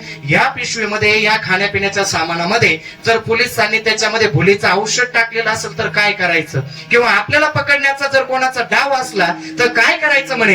अजिबात खाऊ नको म्हणे, थांब आता आपण काय करू, इथं पाहूया आजूबाजूला कोणी दिसतंय का. आणि मग काय केलं त्यांनी, लगेच आपल्याकडे असणाऱ्या त्या बॅटरीला, उजेडाला, प्रकाशाला इकडे तिकडे चमकवायला सुरुवात केली. देवानं एका चोराच्या बुद्धीमध्ये प्रकाश पाडला महाराज. तो प्रकाश कसा पाडला म्हणे, अरे मूर्खा, अरे बावळटा म्हणे, इकडे तिकडे काय पाहतोय, तो बघा तुम्ही ज्याला शोधताय तो वर बसलाय म्हणे, तेव्हा तिथं पहा म्हणे त्याला. लगेच त्या चोरानं वरती बॅटरी केली आणि हे शेठजी मस्त पाय खाली लोंबकळून दिलेले आणि झाडावरती बसलेले होते. त्यांचं चालू होतं फार एकदम जीवर आल्यासारखं, जीव गेल्यासारखं. ज्यावेळेस भूक लागते ना माणसाला, आता तुमचे चेहरे पाहून मला समजलं, लक्षात आलं, परंतु त्यावेळेस काय होत असते महाराज, त्याची दशा काय होत असते, पूर्ण अवस्था विपरीत होत असते. मग काय झालं का त्या शेठजींचं असं झालं, परत पूर्ण एकदम शरीरात सगळं एनर्जी नसल्यासारखं त्यांचं असं चालू होतं. आणि ते शेठजी तिथं बसले, या चोराने पाहिलं म्हणे, अरे कोणी म्हणे वरती, उतर खाली. आता हे शेठजी घाबरले, आता काय करायचं, रातची वेळ आणि हे कोण आले म्हणे, अनोळखी व्यक्ती. अजिबात नाही म्हणे, मी खाली उतरत नाही म्हणे. कसा उतरत नाही म्हणे, असा तसा तू उतरायचा नाही म्हणे, आमच्यावर लक्ष ठेवतो काय, आम्हाला मारायचा तुझा भेट आहे का म्हणे, आम्हाला मारण्यासाठी हे कलं सगळं षडयंत्र रचलं का म्हणे, थांब आता तुला आम्ही खाली घेतल्याशिवाय राहणार नाही. दुसऱ्या चोराला बोलवून म्हणे, ए रे चला चला चला चला, या सगळे समोर. सगळे जवळ आले आणि म्हणे, आता याला काय करू आपण, याला धरून, याचा पाय धरूनच खाली ओढू म्हणे, याला चांगला आपटो, याला बेदम चांगली शिक्षा करू म्हणे. ते शेठजी घाबरले, लटलट लटलट लट कापायला लागले. पहा, देवाने साधूच्या रूपात येऊन त्याची परीक्षा झाली. त्याच्यानंतर आता चोराच्या रूपात आले. साधू स्वतः पहा, त्या साधूनं त्याला आयतं आणून दिलं होतं, आयतं माणसाला खावलं गेलं नाही. मग आता काय, स्वतःच्या हाताने नाही खाता आलं ना, मार देऊन खायचंय आता, असा प्रसंग आहे. मग झालं काय, त्या चोराने त्याचा पाय धरला, त्याला खाली ओढलं आणि खाली ओढल्यानंतर पळून जाऊ नये म्हणून त्याचे हात धरले, पाय धरले आणि त्याला त्या ठिकाणी दाबून धरलं. म्हणे, आता हे बघ, तू पटकन गप गुमान, तू सांगतो का आम्ही तुला मारहाण करू म्हणे, तुला काय अपेक्षा आहे, मारू का म्हणे, तुला चांगलं हाणू का, आम्ही चोर आहे म्हणे, चोर. आणि असे तसे चोर नाही म्हणे, आम्ही मोठे चोर आहे, आम्ही आतापर्यंत बरेचसे माणसं कामाला लावून दिले म्हणे, हातपाय तोडले, काहींचं काय केलं, काहींचं काय आम्हाला आठवत नाही म्हणे, तुला त्यात कोणत्या याच्यात बसायचं म्हणे, सांग लवकर. तो पटकन गप गुमान कबूल होतो का काय करतो सांग म्हणे. मग ते शेठजी म्हणे, अहो मी तुम्हाला सांगतो म्हणे, खरं सांगतो म्हणे. एक साधू आला, त्याने 2 पिशव्या आणल्या आणि इथं ठेवल्या, एकामध्ये कपडे होते आणि एकामध्ये खायचं सामान होतं म्हणे. असं तू काय आम्हाला मूर्ख समजतो म्हणे, आम्हाला मूर्ख बनवतो म्हणे, खरं सांग म्हणे, तुझ्या सोबतीला अजून कोण कोण लपलं इथं, पटकन कबूल कर म्हणे. अहो म्हणे, नाही हो, मला जाऊ द्या हो, माझ्या घरचे वाट पाहत आहे, मला जाऊ द्या, मला अजिबात नाही म्हणे, तू जायचंच नाही म्हणे इथून. जोपर्यंत तू आता एक काम करायचं, हे जे ठेवलेलं सामान आहे ना म्हणे इथं, खाण्यापिण्याचं सामान, हे सगळं आधी तू आम्हाला खाऊन दाखवायचं आणि मग इथून जायचं म्हणे, तशी आम्ही तुझी सुटका करणार नाही. तो म्हणे, आता काय करावं म्हणे, काय चांगलं सुखाचं आनंदात चांगलं चालू होतं, इकडं कुठं येऊन पडलो, काय त्या देवाच्या नादाला लागलो आणि काय त्याची परीक्षा घेत बसलो, इथं कुठं याच्यामध्ये सापडलो म्हणे, काय करायचं आता. त्यालाही सुचना, मनामध्ये एवढा घाबरलेला, काय करायचं म्हणे, नाही नाही अजिबात नाही म्हणे, मी हे खाणार नाही म्हणे, अजिबात खायचं नाही म्हणे, मला अजिबात नाही. आता हे चोर काय म्हणे, तू जर खाल्लं नाही तर तुझी इथून सुटका होणार नाही, जा रे म्हणे. त्या दुसऱ्या चोराला सांगितलं, जा म्हणे, ते दांडकं पडले म्हणे, ते दांडकं घेऊन ये म्हणे, चल चल लवकर. हा तसा ऐकायचं नाही म्हणे, आता याला मारच द्यावा लागेल. मग काय केलं, लगेच चोराने ते दांडकं आणलं आणि त्याला मारहाण करायला सुरुवात केली. पाहता देवाची लीला आहे महाराज, ते कधी कोणाच्या रूपाने काय ते करून घेईल पूर्ण सांगता येत नाही. जशाला तसं उत्तर द्यायला हे देवाकडूनच शिकलं पाहिजे. पहा, देवाला माहिती असतं कधी कोणाचं कधी काय करून घ्यायचं त्याच्याकडून. पहा, त्या चोराने ते दांडकं आणलं आणि दांडकं हातामध्ये घेतल्यानंतर त्याला मारहाण करायला सुरुवात झाली आणि त्याची आरडाओरडा चालू झाली. म्हणे, अरे थांबा थांबा थांबा थांबा म्हणे, खातो म्हणे, काय हरकत नाही म्हणे, तुमची इच्छा आहे ना, मार देऊ नका, पण खातो म्हणे, खातो खातो थांबा अजिबात. मग त्याने काय केलं, पहिला घास घेतला, तोंडात टाकला, खाल्लं आणि त्याच्या डोळ्यातून पाणी यायला सुरुवात झाली. त्याला त्या पुजाऱ्याचं वाक्य आठवलं का, देवाने जर तू स्वतः खाल्लं नाही ना, तुला मार देऊन कवय ना तो देव काय करेल, खाऊ घालेल. त्याला ते पुजाऱ्याचं वाक्य आठवलं महाराज आणि त्याने रडायला सुरुवात केली, डोळ्यातून अश्रूच्या धारा चालू, रडतोय रडतोय रडतोय. पुजाऱ्याचे वाक्य त्याला आठवतात. चोर म्हणे, रडू नको अजिबात, 1-2 घास नाही, सगळं संपवायचंय म्हणे तुला. आणि नंतर त्याने निम्म खाऊन झालं, अर्ध त्याचं खाऊन झालं आणि नंतर तो थांबला, ओठ बंद केली, आता अजिबात नाही जाणार म्हणे, बस बस म्हणे, बस. कसा खात नाही, याचं नाक दाबा रे म्हणे, नाक दाबा. लगेच दुसऱ्या चोराने त्याचं नाक दाबलं आणि नाक दाबलं का महाराज लगेच तोंड उघडलं, त्याचं तोंड उघडलं, लगेच दुसरा घास भरवायचा, तिसरा घास, असं करत करत त्याला सगळं ते मार देऊन, पाठी मागून नाही त्याने खाल्लं का ते मागून त्याला चांगलं दणका, असं करत करत त्याला सगळं खाऊ घातलं. आणि ते चोर म्हटले, आता आपण इथं थांबून चालणार नाही, आपण पळून चला, नाही तर हा जर मेला तर आपल्यावर त्याचं अवघड होईल म्हणे. आता एकतर आधीच आपण चोर आहे, याच्या मरणाची केस आपल्यावर लागल. सगळे घोड्यावर बसले आणि ते निघून गेले. निघून गेल्यानंतर हे जे शेठजी होते ना, त्या शेठजीने काय केलं, पहिलं इकडं तिकडं न जाता रडत रडत रडत रडत रडत ते गेले. कोणाकडे गेले महाराज? त्या पुजाऱ्याकडे गेले आणि त्या पुजारी गुरुचे पाय धरले. म्हणे महाराज तुम्ही जसं म्हटले होते ना तसंच झालं. घडलेली गोष्ट त्या पुजाऱ्याला सांगितली आणि मग पुजारी म्हणतोय, काय म्हणतोय का अहो शेठजी तुम्ही फार जंगलात जा, नाही तर जेलमध्ये जा, नाही तर तुम्ही फार आईच्या गर्भामध्येच पहा. लहान मुलाची व्यवस्था त्या देवाने केली, त्या परमात्म्याने केली. तुम्ही जरी म्हणत असाल ना मी कमवतो, अजिबात नाही.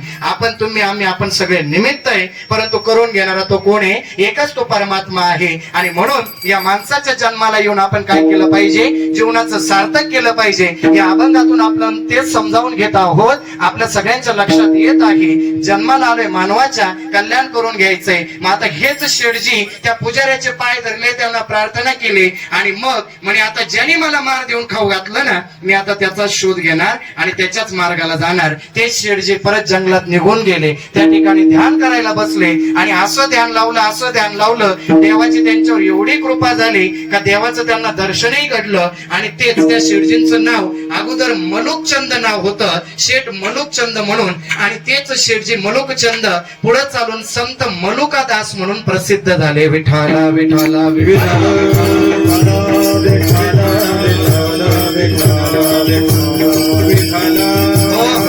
माता ही शेठजी देवाची परीक्षा घ्यायला गेले. देवाने परीक्षा घेतली, पासही झाले. पहा, त्यांना वाटलं मी देवाची परीक्षा घेत, देवाने त्यांची परीक्षा घेतली. अशीच परीक्षा देव आपली घेत असतो. जर माणसाला देवाने दुःख पाठवलं नसतं ना महाराज, पहा देवाने जर दुःख आपल्याला दिलं नसतं, तुम्ही काय आणि मी काय, तर आपण या परमार्थाच्या मार्गाला आपण लागलो नसतो आणि देवाची आठवण आपण काढली नसती. ज्या वेळेस आपल्यावरती दुःखाचा डोंगर कोसळतो ना, त्याच वेळेस आपल्याला देवाची आठवण येते. आणि म्हणून असं हे दुःख आज जे या वाडेकर परिवारावरती झालेलं आहे पहा, पूर्ण त्या दुःखातून सामोरं जायचं. त्या दुःखातून त्यांना परमेश्वर काय करू, शक्ती देव. आज त्यांना जाऊन पहा भाऊंना 1 वर्ष पूर्ण होत आहे आणि त्यांच्या निमित्तानं हा सोहळा याचं आयोजन करण्यात आलेलं आहे.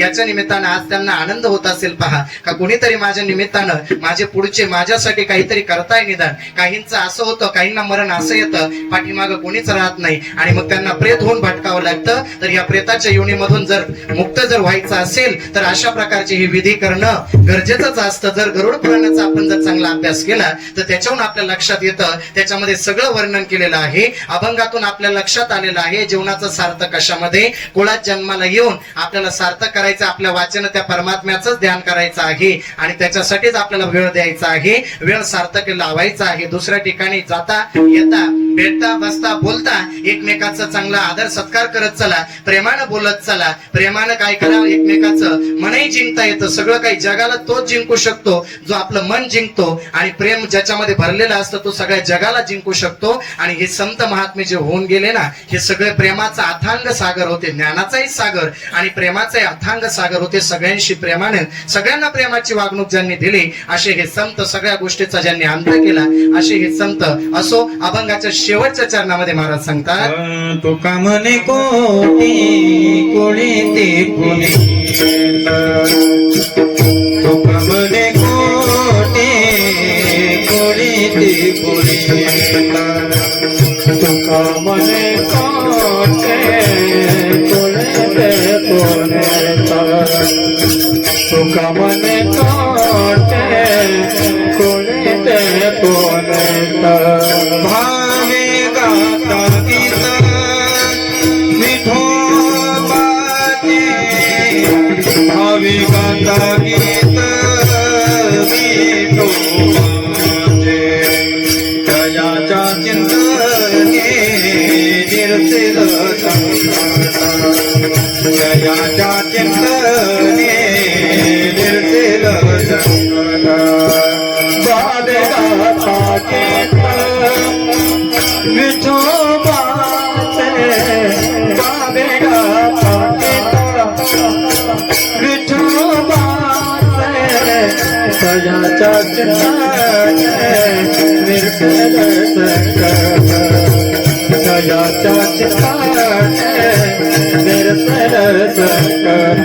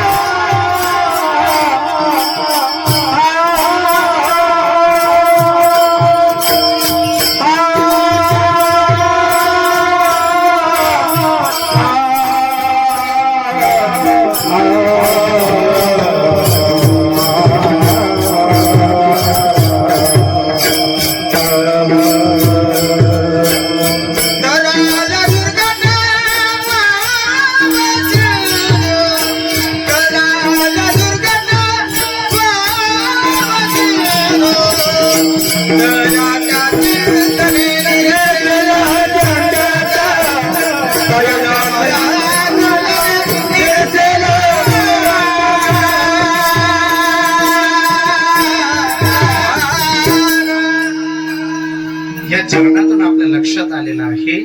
तुकोबारायांना जे आपल्याला या अभंगाच्या माध्यमातून समजून सांगण्याचा ते प्रयत्न करत आहात, तो उपदेश आपण लक्षात घ्यायचा आहे का आपल्याला जीवनाचं सार्थक करायचंय तर कशामध्ये, त्या परमात्म्याचं चिंतन जर आपण केलं तर आपल्यावर येणारं संकट देखील त्याचं काय होईल, निरसन होईल. ते संकट आपल्यावरती ते टळून जाईल. यासाठी आपण त्या परमात्म्याचं चिंतन करायला शिकलं पाहिजे. चिंता नका करू, चिंतन करायला शिका आणि त्याचं चिंतन केल्याने संकट काय होईल, दूर होईल. आणि म्हणून आपल्याला काय करायचंय, आतापासून जेवढा वेळ आपल्याकडे शिल्लक आहे त्या वेळेला सार्थ करायला शिका.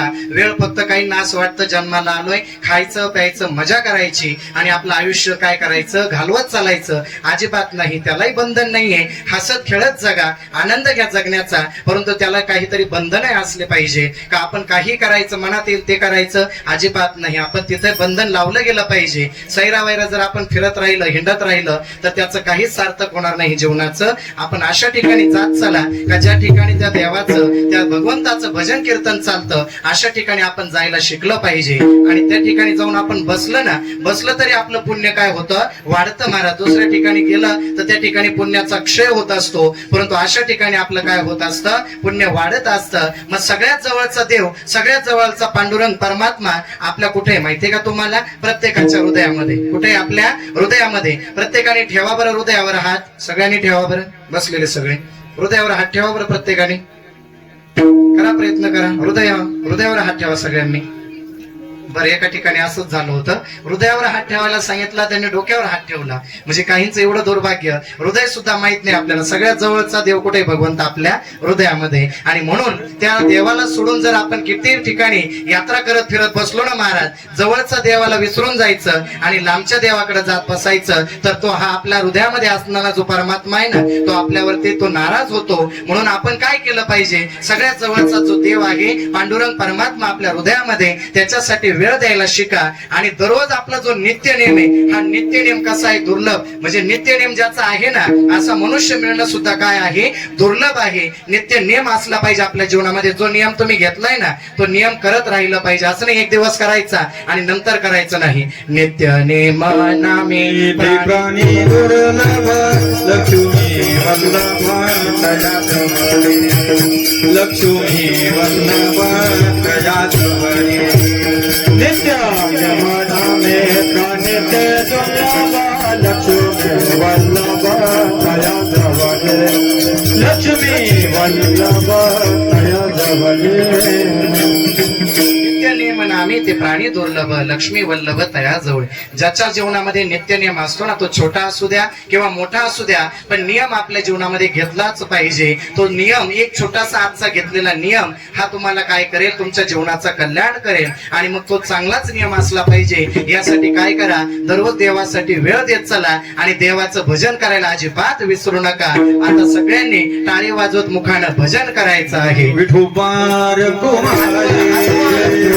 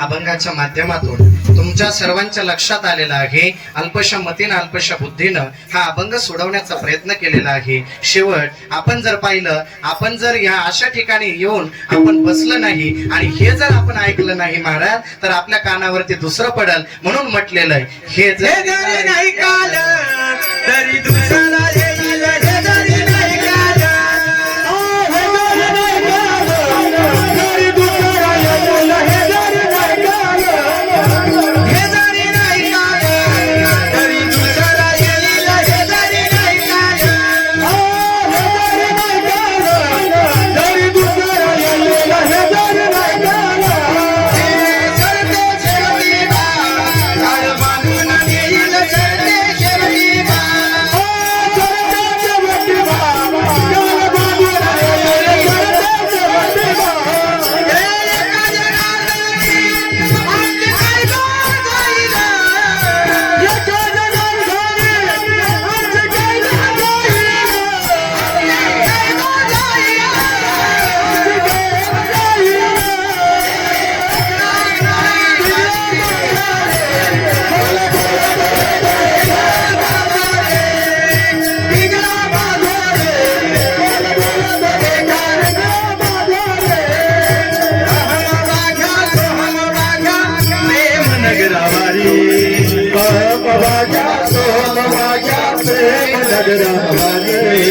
सावध होणे भजने लागा देव करा कैवारी. सावध होणे भजने लागा देव करा कैवारी. मल्हारी तिवारी मल्हारी तिवारी मल्हारी तिवारी मल्हारी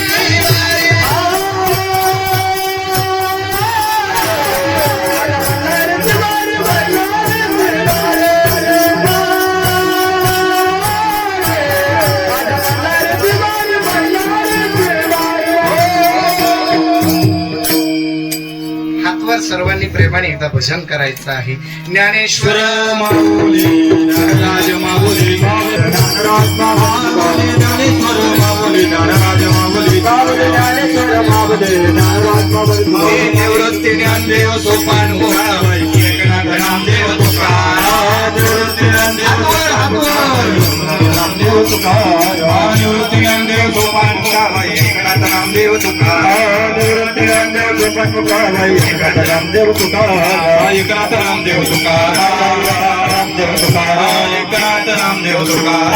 एकनाथ नामदेव तुकाराम.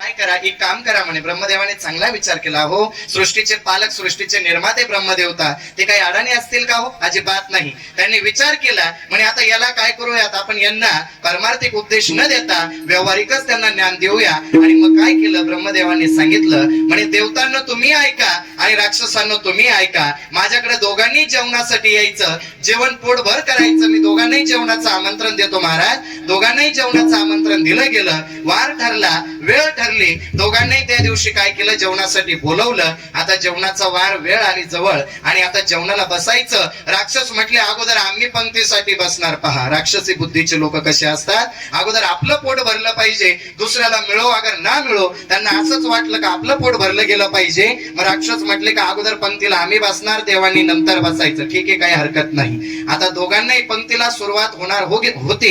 अगोदर काय केलं, ब्रह्मदेवाने त्यांना आट घातली. महाराज आता एवढे सृष्टीचे निर्माते ते ब्रह्मदेवता ते काय असे असतील का? अजिबात नाही. उपदेश द्यायचाय, पण परंतु कशातून उपदेश द्यायचा, त्यांना या व्यावहारिक ज्ञानातून उपदेश द्यायचा. त्यांनी काय सांगितलं, दोघांनी ऐका. देवतांना तुम्ही ऐका, राक्षसांना तुम्ही ऐका.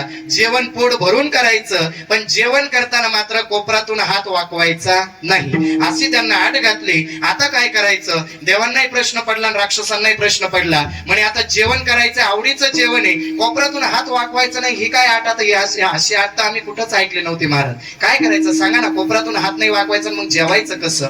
बरं, देवता म्हणले आम्हाला जी आठ आहे ना तीच राक्षसांना नाही पाहिजे म्हणे. काही हरकत नाही म्हणे, राक्षसांना तीच आठ. राक्षस म्हणे आम्हाला जी आठ येते यांना नाही पाहिजे. दोघांनाही ठरली का कोपऱ्यातून हात अजिबात वाकवायचा नाही. मग आता काय करायचं? राक्षस म्हटले होतं अगोदर आम्हाला पंक्तीला बसायचं महाराज. पहा राक्षसी वृत्तीचे लोक कसे असतात का आपलं पोट भरलं पाहिजे, आपलाच विचार करायचा फक्त. ही वृत्ती कोणाची असते महाराज? राक्षसांची वृत्ती असते. झालं असं, पंक्तीला बसले कोण? राक्षस. सगळे राक्षस पंक्तीला बसले महाराज. आणि ज्या वेळेस ते पंक्तीला बसले ना, बसताना सरळ लाईन धरली त्यांनी आणि म्हणे वाढा आता आम्हाला जेवायला. मग काय आता आठ तर घातली, जेवायचं तर पोट भरे, भूक लागलेली एवढी, आता काय करायचं? सगळे पंक्तीला बसले, त्यांना जेवायला वाढण्यात आलं. जेवणाचा पहिला घास ते उचलणार, तेवढ्यात ब्रह्मदेवाने सांगितलं आठ लक्षात आहे ना? म्हणे आहे. बर आता काय करायचं महाराज? त्यांनी जेवणाचा पहिला घास घेतला देवता समोर. यांची गंमत बघायला कोण होते? देवता. आता त्यांचाही नंबर येणार होता, परंतु देवता हे हुशार बुद्धीचे. पहिला अन्नाचा घास यांनी उचलला, कोपऱ्यातून हात वाकवायचा नव्हता, हात वरती नेला. आता वरून घास सोडला, काही नाकात जातोय महाराज, काही डोळ्यात जातोय, काही तोंडामध्ये. थोडा उरला सुरला घास कुठं जातोय? तोंडात जातोय. आता काय करावं? शेवटी राक्षसी वृत्तीचे लोक ना हो, त्यांनी बुद्धीचा वापर केला नाही. विचार करायची त्यांची बुद्धीच, त्यांची क्षमता संपून गेली आणि नश्वर गोष्टीचा विचार करणारे हे असे राक्षसी वृत्तीचे लोक बसलेत. आपलंच पोट भरलं पाहिजे, दुसऱ्याकडे अजिबात पाहिलं नाही. दुसरा घास घे, हात वरने, वरून घास सोडायचा, काही डोळ्यात जातोय, काही नाकात जातोय महाराज. बळच एकमेकाकडे पाहायचं आणि तो अन्नाचा घास खायचा. असं करता करता करता काय करावं? शेवटी त्यांनी ते अन्न कसं बस खाल्लं. काही पोटात गेलं, काही डोळ्यात जाते, डोळ्यांची आग, नाकात जाते, नाकाची आग. देवता यांना पाहून हसत होते. का हसत होते? का काय करावं यांना? कशी यांची बुद्धी, राक्षसी बुद्धी पहा ना. आपलाच विचार करताय, फक्त घास उचल टाक आपल्या तोंडात, घास उचल टाक आपल्या तोंडात, एवढंच त्यांचं चालू होतं. अशी राक्षसी वृत्तीचे लोक. बळबळ त्यांचं जेवण झालं आणि ते बाजूला सरकले आणि आता देवांना म्हटले अरे देवतांनो बसा आता, आमच्यावर तुम्ही हसले ना, तुमच्यावर हसायला आम्ही तयार आहे म्हणे. बसा आता, तुमच्यापेक्षा खळखळून आम्ही हसतो. परंतु देवतांची बुद्धी महाराज ती काही साधी बुद्धी होती का? अजिबात नाही. जे अशा बुद्धीचे लोक असतात ना, देवतांची बुद्धी कोणाची म्हणावी का? जे आपलंही कल्याण झालं पाहिजे आणि समोरच्याच्या आपल्याकडे येणाऱ्याचंही कल्याण झालं पाहिजे, असा एक तरी जिवलग मित्र आपल्याला असावा का जो काय करतोय? आपल्याला चांगला मार्ग दाखवण्याचं काम करतोय आणि या परमार्थाच्या मार्गाला घेऊन जातोय महाराज. मग सगळे देवता बसले, पंक्तीला बसले, पण बसताना त्यांनी एकच पंगत नाही धरली महाराज. त्यांनी काय केलं? दोन पंक्ती धरल्या आणि एकमेकाकडे तोंड करून बसले आणि म्हणे आम्हाला जेवायला वाढताना एकच ताट वाढायचं दोघांमध्ये. पहा किती हुशार बुद्धी, किती बुद्धिमत्ता ही देवतांची. पहा ना, बसले ते पंक्तीला जेवणाला आणि बसताना मध्ये त्यांना ताट वाढलं गेलं, दोघांमध्ये एकच ताट वाढलं. ह्या देवाने त्या देवाला सांगायचं बाबा रे तूही पोटभर जेव आणि मलाही पोटभर जेव घाल, मी तुला घास भरवतो आणि तू सुद्धा काय कर, मला घास भरव. अशी वृत्ती ही देवतांची. दोघे एकमेकाच्या समोर बसले महाराज आणि अन्न वाढलं आणि जेवायला सुरुवात केली. आता राक्षस वाटत पाहून होते का कधी यांचा हात वर जातोय, कधी नाकात तोंडात डोळ्यात जातोय. आम्ही यांची गंमत पाहायला आम्ही तयार आहे. परंतु झालं तसं नाही. जे वाईट वृत्तीचे लोक असतात ना, कधी एखाद्याचं वाटोळं होतंय एवढंच ते बघायला असतात का याचं कधी वाटोळं होतंय, चांगलं होताना त्यांना पाहावलं जात नाही. अशा वृत्तीचे काही लोक असतात. म्हणून झालं राक्षस वाट पाहत होते, परंतु उलट झालं. या देवाने त्या देवाला पोटभर घास भरवला आणि ह्या देवाने त्या देवाला एकमेकाला काय केलं महाराज? पोट भरून त्यांना अन्न त्यांना भरवलं एकमेकाला आणि दोघेही जेवण करून तृप्त झाले. आणि त्यावेळेस एकाने मला ही सेवा करण्याची संधी दिली. सांगायचं असं, बऱ्याच जणांनी आता मला पाहिलेलं आहे आणि बऱ्याच जणांसाठी मी अनोळखी आहे. तर असणाऱ्या या कनोली गावामध्ये छोटस आपण वारकरी संस्था या पहिल्याच वर्षी चालू केलेले आहे. हे सगळे विद्यार्थी त्या संस्थेतले आहे. मुलं आता त्यांना बाकीचं ज्ञान शालेय शिक्षणाबरोबर आध्यात्मिक शिक्षण त्यांना मिळालं पाहिजे, यासाठी आपण या सद्गुरु कृपा गुरुकुल कनोली नवीन गावठाणवरती हे गुरुकुल चालू केलेलं आहे.